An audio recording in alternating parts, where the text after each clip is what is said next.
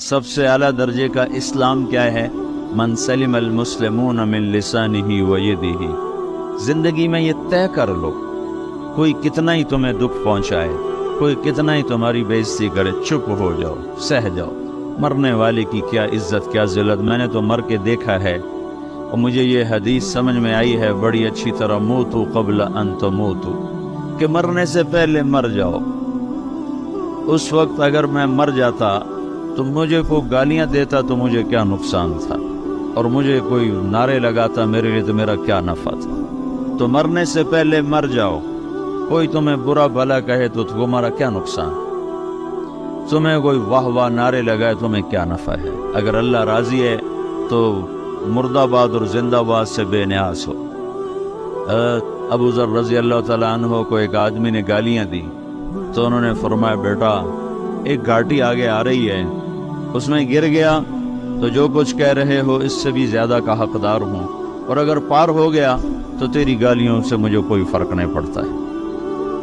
من سلم المسلمون من لسانہ و یدہ موتوا قبل ان تموتوا۔ چونکہ آج کل اخلاق ہیں انتقامی، معاف کرنے والے اخلاق ہیں نہیں، انتقامی اخلاق ہیں۔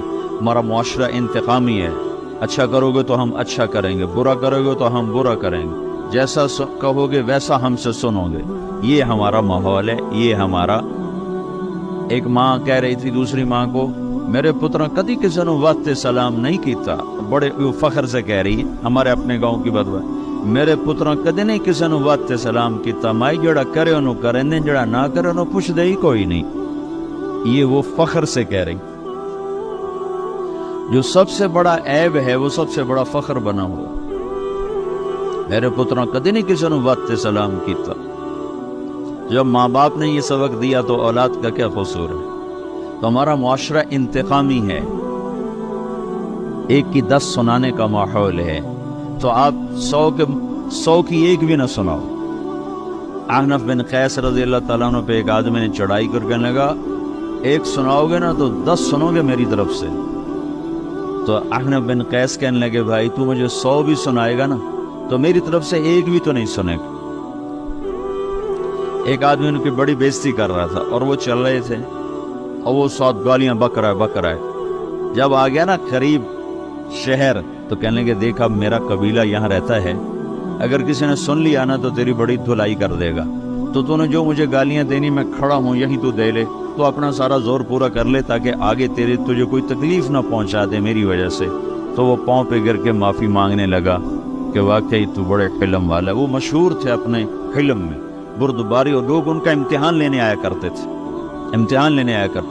کہ بھئی کوئی ہے جو احنف کو غصہ دلا تو لوگ ناکام ہو جاتے تھے، ان کو غصہ نہیں آتا۔ ایسے ایک عرب سردار گزرا، معن بن زائدہ، وہ بھی اپنے حلم میں بڑے مشہور تھے۔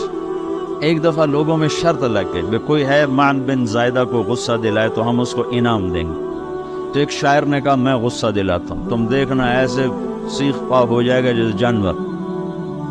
تو وہ چلا گیا اس کی مجلس، دربار لگا، عرب سردار کا بہت بڑا دربار لگا ہوا، تو کہتا السلام علیکم، میں کہا وعلیکم السلام۔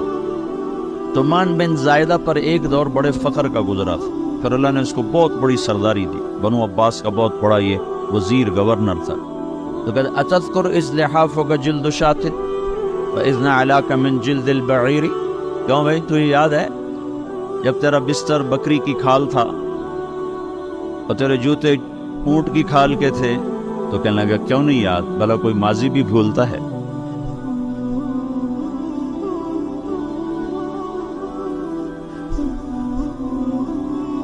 تو وہ کہنے لگا پہلا وار تو خطا گا، کہ فسبحان الذی آتاک ملکا وعلمک الجلوس علی السریر، تو پھر ساری تعریفیں تو اللہ کی ہیں جس نے تیرے جیسے کو تخت پہ بٹھا دیا۔ کہاں بھئی ساری تعریفیں اللہ کی ہیں، میری تو کوئی اوقات نہیں۔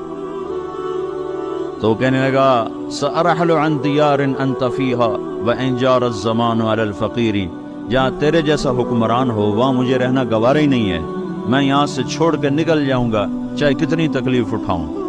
بڑے دربار میں یہ ایک گورنر اور وزیر سے بات ہو رہی ہے، تو وہ کہتا ہے اچھا بھائی اگر تو ہمارے پاس رہے گا تو ہم تیرا اکرام کریں گے، اور اگر تو جانا چاہتا ہے تو پھر رافقت کا سلام، تو یہ بار بھی خالی گیا تو پھر کہنے لگا فجد لی ابن ناقصۃ بمال،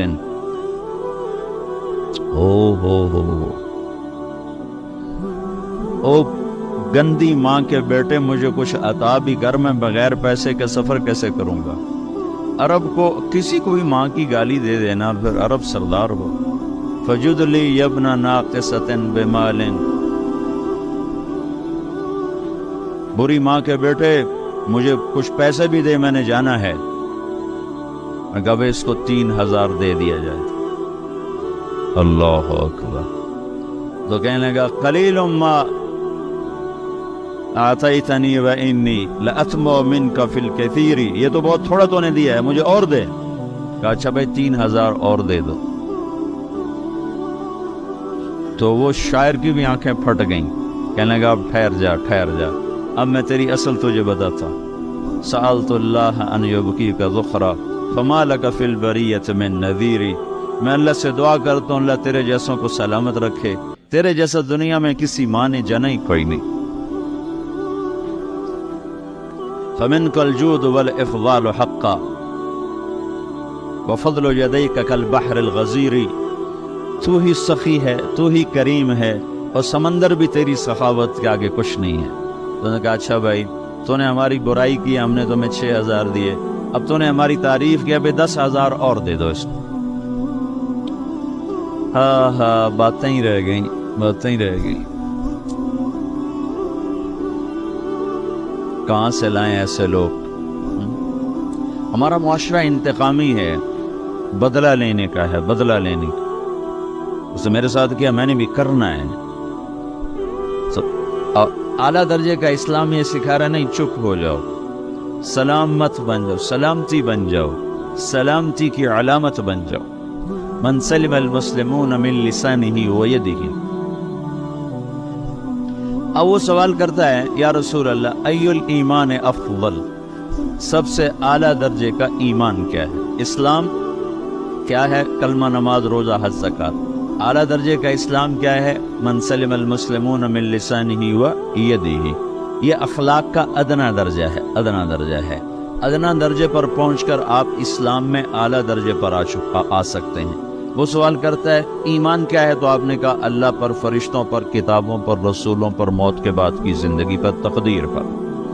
اب ایک اور سائل سوال کرتا ہے ای الایمان افضل، سب سے اعلیٰ درجے کا ایمان کیا ہے؟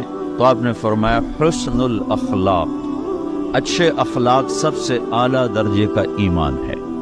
جو آدمی اسلام میں، جو آدمی اخلاق میں، جو مرد عورت اخلاق میں ادنا درجے پر ہوتا ہے وہ اسلام میں اعلیٰ درجے پر پہنچتا ہے۔ اب اگر وہ اخلاق میں اعلیٰ درجے پر آ جائے تو اب یہ کہاں پہنچے گا؟ اب یہ کہاں پہنچے گا؟ میرا نبی کہہ رہا ہے سب سے اعلیٰ درجے کا ایمان ہے حسن اخلاق، حسن اخلاق۔ ابو ہریرہ نے پوچھا یا رسول اللہ وما حسن الاخلاق، یہ بھی ایک اور حدیث ہے، یا رسول اللہ حسن اخلاق کیا چیز ہے؟ تو آپ نے 3 چیزیں فرمائیں، تصل من قطعک وتعطی من حرمک وتعفو عمن ظلمک، جو تم سے توڑے نہ تم اس سے جوڑو۔